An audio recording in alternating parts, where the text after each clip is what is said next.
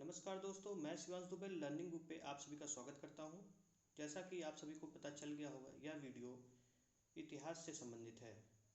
आज से हम स्टैटिक जीके की एक श्रृंखला शुरू करने जा रहे हैं, जिसमें आपको अल्टरनेट डेज पे इतिहास, भूगोल, इकोनॉमिक्स, पॉलिटी आदि विषयों पर सिलसिलेवार ढंग से क्वेश्चन आंसर फॉर्म में वीडियोज़ मिलेंगे। यह वीडियो आपके आने वाले हर प्रकार के कंपटीशन लेवल एग्जाम में आपका मार्गदर्शन करेंगे। तो चलिए, वीडियो शुरू करने से पहले मैं आपको बता दूं, आप इस वीडियो के पीडीएफ के लिए मुझे ट्विटर पे फॉलो कर सकते हैं और साथ ही साथ लर्निंग बुक के टेलीग्राम चैनल से जुड़ सकते हैं, जिसका लिंक डिस्क्रिप्शन बॉक्स में दिया गया है। हम इसकी शुरुआत मध्यकालीन भारत के इतिहास से कर रहे हैं। तो चलिए, आइए चलते हैं, अपने क्वेश्चन की तरफ आगे बढ़ते हैं। पूर्व मध्यकालीन भारतीय इतिहास में 750 ईस्वी से 1200 ईस्वी तक का समय मुख्यतः माना जाता है। तो इसका सही आंसर होगा बी, राजपूत काल। आइए दूसरे क्वेश्चन की तरफ बढ़ते हैं। 712 ईस्वी में सिंध पर अरबों के आक्रमण के समय वहां का शासक कौन था? क्वेश्चन एक बार आप फिर से पढ़ लीजिए। 712 ईस्वी में सिंध पर अरबों के आक्रमण के समय वहां का शासक कौन था? तो इसका सही आंसर है बी, दाहिर। तो आइए अरबों के आक्रमण के विषय में कुछ और चीज़ें जान लेते हैं। मोहम्मद बिन कासिम ने 712 ईस्वी में सिंध पर आक्रमण किया। अरब आक्रमण के समय सिंध पर हिंदू राजा दाहिर का शासन था। इस युद्ध में दाहिर की पराजय हुई। सिंध विजय के पश्चात मोहम्मद बिन कासिम ने सर्वप्रथम धार्मिक कर जजिया कर लगाया। अरबों के इस प्रथम आक्रमण का मुख्य उद्देश्य वस्तुतः धन संपदा का लूटना और इस्लाम धर्म का प्रचार करना था। चलिए अगले क्वेश्चन की तरफ बढ़ते हैं। सर्वप्रथम भारत में जजिया कर लगाने का श्रेय सिंध के विजेता मोहम्मद बिन कासिम को दिया जाता है। उसने किस वर्ग को इस कर से पूर्णतः मुक्त रखा? तो इसका आंसर होगा सी, ब्राह्मणों को। सिंध पर आक्रमण के बाद जब मोहम्मद बिन कासिम ने दाहिर को हरा दिया, तो उसने इस्लाम धर्म के प्रचार प्रसार करने के लिए अपना जजिया कर लगाया, जिसमें ब्राह्मणों को छूट दी गई थी। तो चलिए अगले क्वेश्चन की तरफ बढ़ते हैं। किस ग्रंथ के उल्लेख के आधार पर यह माना जाता है कि म्लेच्छों के अत्याचार से त्रस्त होकर महर्षि वशिष्ठ ने अत्याचारियों के विनाश हेतु आबू पर्वत पर एक यज्ञ किया एवं यज्ञ के अग्निकुंड से 4 राजपूत कुलों परमार, चालुक्य, सोलंकी, प्रतिहार एवं चौहान का जन्म हुआ? तो इसका सही आंसर होगा सी, पृथ्वीराज रासो। तो आइए पृथ्वीराज रासो के विषय में और कुछ जान लेते हैं। पृथ्वीराज रासो के लेखक चंद बरदाई हैं और इसमें हमें पृथ्वीराज चौहान के शासनकाल के बारे में जानकारी मिलती है। तो चलिए पांचवें क्वेश्चन की तरफ बढ़ते हैं। ढिल्लिका दिल्ली नगर की स्थापना की थी? दिल्ली नगर की स्थापना की थी। तो इसका सही आंसर है बी, तोमरों ने। तोमर राजा अनंगपाल को दिल्ली का संस्थापक बताया जाता है, जिसका वर्णन हमें पृथ्वीराज रासो में मिलता है, जिसके रचयिता हैं चंद बरदाई जी। चलिए अगले क्वेश्चन की तरफ बढ़ते हैं। उस शासक का क्या नाम क्या है जिसने विजय स्तंभ का निर्माण कराया? ये क्वेश्चन बहुत ही बार एग्जाम में पूछा भी गया है और इसका सही आंसर है ए, राणा कुंभा। और इसके विषय में हम जान लेते हैं विजय स्तंभ, जो चित्तौड़गढ़ राजस्थान में स्थित है। तो चलिए अगले क्वेश्चन की तरफ बढ़ते हैं, सातवें क्वेश्चन की तरफ। निम्नलिखित में से भारत पर पहली बार आक्रमण करने वाला कौन था? ये भी क्वेश्चन कई बार रिपीट हो चुका है और ऊपर हम इसके बारे में डिस्कस भी कर चुके हैं और इसका सही आंसर होगा सी, अरब। तो 712 ईस्वी में मोहम्मद बिन कासिम ने सर्वप्रथम भारत पर सफल आक्रमण किया था। और अगला क्वेश्चन है, पृथ्वीराज रासो निम्नलिखित में किसने लिखा था? तो ऊपर ये डिस्कस ऑलरेडी हो चुका है, तो इसका सही आंसर है सी, चंद बरदाई। तो अगले क्वेश्चन की तरफ चलते हैं। 9वें क्वेश्चन की तरफ। वर्ष 1100 ईस्वी में निर्मित मंदिर जो भुवनेश्वर के अन्य मंदिरों पर प्रधानता रखता है कौन सा है? तो इसका आंसर होगा सी, त्रिभुवनेश्वर लिंगराज मंदिर। अगले क्वेश्चन की तरफ बढ़ते हैं। दिलवाड़ा मंदिर कहाँ पर स्थित है? दिलवाड़ा मंदिर कहाँ पर स्थित है? तो इसका सही आंसर होगा डी, आबू पर्वत।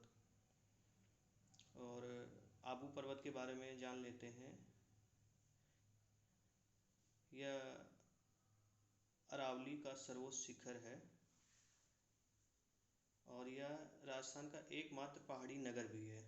और ये जो दिलवाड़ा मंदिर है यह राजस्थान में स्थित है, जो जैन तीर्थकारों को समर्पित है।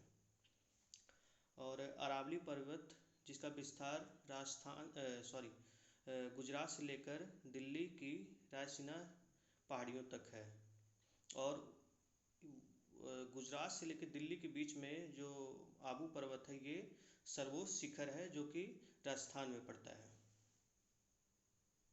चलिए अगले क्वेश्चन की तरफ बढ़ते हैं।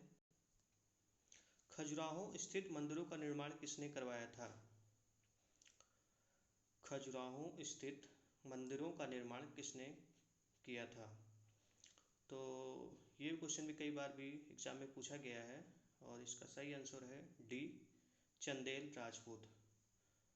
और यह मध्य प्रदेश राज्य में स्थित है, मध्य प्रदेश के छतरपुर जिले में स्थित है।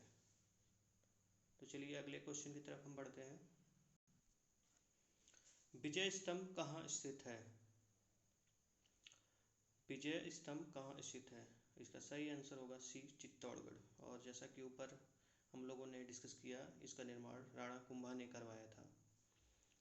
तो अगले क्वेश्चन की तरफ बढ़ते हैं, 13वें क्वेश्चन की तरफ। लिंगराज मंदिर की नींव डाली थी? लिंगराज मंदिर की नींव डाली थी ए, ययाति केसरी ने। तो चलिए नेक्स्ट क्वेश्चन की तरफ बढ़ते हैं।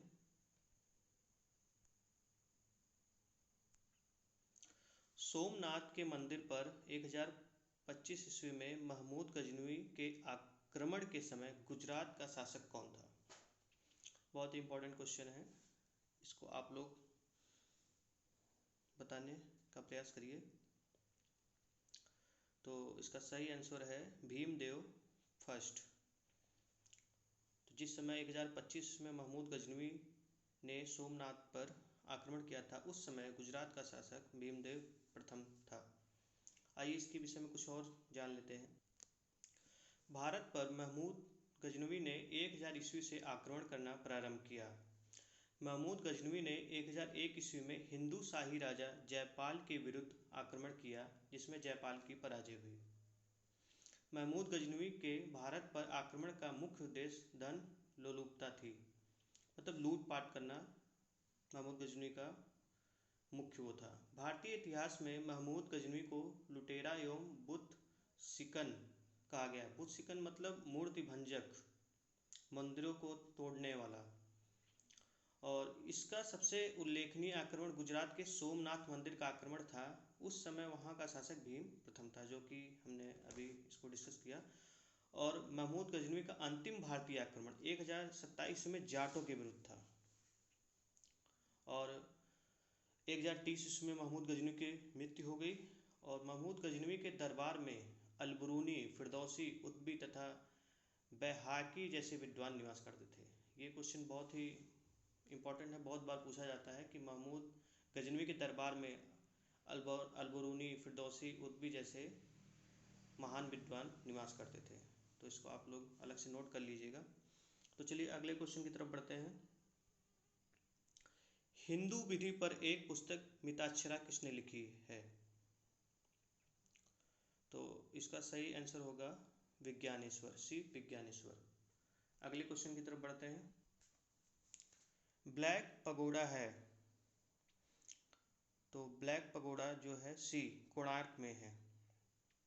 अगले क्वेश्चन की तरफ बढ़ते हैं। राजस्थान के इतिहास का प्रणेता किसे कहा जाता है?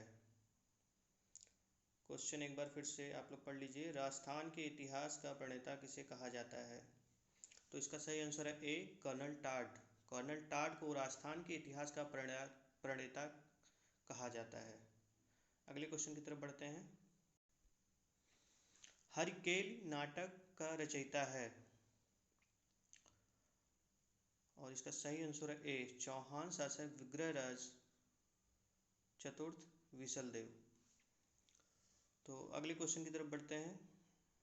किस नाटक के कुछ अंश 2.5 दिन का झोपड़ी मस्जिद की दीवारों पर अंकित है? 2.5 दिन का झोपड़ा मस्जिद, जिसका निर्माण कुतुबुद्दीन ऐबक ने करवाया था। और इसका सही आंसर है हरिकेली। तो इस जो एक क्वेश्चन और इसमें पूछा जाता है, 2.5 दिन के झोपड़े मस्जिद का निर्माण किसने करवाया था? तो ये सब आप ध्यान में रखिएगा। इसका निर्माण कुतुबुद्दीन ऐबक ने कराया था, जो मोहम्मद गौरी का गुलाम था। और यह मस्जिद राजस्थान के अजमेर में स्थित है। तो चलिए अगले क्वेश्चन की तरफ बढ़ते हैं। विक्रमशिला शिक्षा केंद्र के संस्थापक का नाम? तो विक्रमशिला शिक्षा केंद्र के संस्थापक का नाम आप सभी को पता होगा। ये काफ़ी रिपीटेड क्वेश्चन है, कई बार एग्जाम में पूछा जाता है। तो इसका सही आंसर है बी, धर्मपाल। और यह विश्वविद्यालय बिहार के भागलपुर जिले में स्थित है। इस विश्वविद्यालय का महत्व बौद्ध शिक्षा केंद्र के रूप में था। चलिए अगले क्वेश्चन की तरफ बढ़ते हैं। निम्नलिखित में से किस मंदिर परिसर में एक भारी भरकम नंदी की मूर्ति है, जिसे भारत का विशालतम नंदी मूर्ति माना जाता है? तो इसका सही उत्तर होगा सी, कंदरिया महादेव मंदिर, जो कि एमपी में स्थित है। और ये खजुराहो में जितने भी मंदिर हैं उसमें ये कंदरिया महादेव मंदिर सबसे विशाल है। तो 22वें क्वेश्चन की तरफ बढ़ते हैं। निम्नलिखित में से किसे एक नए समझ चलाने का यश प्राप्त है? निम्नलिखित में से किसे एक नए समझ चलाने का यश प्राप्त है? तो इसका आंसर है डी, लक्ष्मण सेन। अगले क्वेश्चन की तरफ बढ़ते हैं। 23, गीत गोविंद के रचनाकार जयदेव किसकी सभा को अलंकृत करते थे? तो इसका सही आंसर है डी, लक्ष्मण सेन। और कई बार ये भी पूछ लेता है कि गीत गोविंद के रचनाकार कौन है। तो आप क्वेश्चन को ध्यान से पढ़ेंगे तो उसमें भी आपको कई क्वेश्चन नज़र आ जाएंगे। तो कई बार क्वेश्चन बदल बदल के भी पूछ लेता है, तो आप दोनों चीज़ों पे ध्यान रखें। गीत गोविंद के रचनाकार जयदेव थे और ये लक्ष्मण सेन की सभा को अलंकृत करते थे। तो अगले क्वेश्चन की तरफ बढ़ते हैं। रानी पद्मिनी का नाम अलाउद्दीन खिलजी की चित्तौड़ विजय से जोड़ा जाता है। उनके पति का नाम है? तो ये क्वेश्चन भी आप सबको पता ही होगा, डी, राणा रतन सिंह। आइए इसके विषय में कुछ और जान लेते हैं। इसके विषय में हमें जानकारी मलिक मोहम्मद जैसी द्वारा रचित पद्मावत से मिलती है। और इसके ऊपर फिल्म भी बन चुकी है। और ये जो फिल्म पद्मावत बनी थी, ये मलिक मोहम्मद जैसी द्वारा लिखित पद्मावत पर ही आधारित थी। और यह जो है ये अवधी भाषा में लिखी गई। कई बार ये भी पूछ लेता कि मलिक मोहम्मद जैसी द्वारा रचित पद्मावत किस भाषा में है। तो ये भी मोस्ट इम्पॉर्टेंट है, आप ध्यान रखिएगा कि अवधी भाषा में इसकी रचना की गई है। तो आइए नेक्स्ट क्वेश्चन की तरफ बढ़ते हैं। किसने सोमपुर महाविहार का निर्माण कराया था? किसने सोमपुर महाविहार का निर्माण कराया था? तो इसका सही आंसर है सी, धर्मपाल। धर्मपाल जो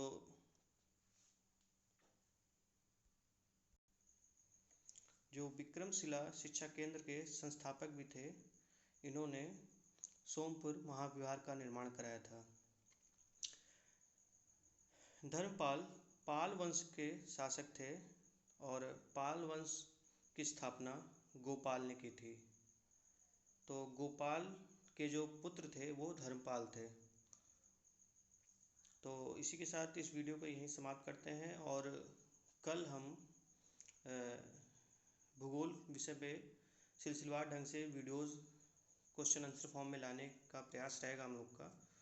और तो अब कल मिलते हैं। इसी के साथ इस वीडियो को समाप्त करते हैं। धन्यवाद।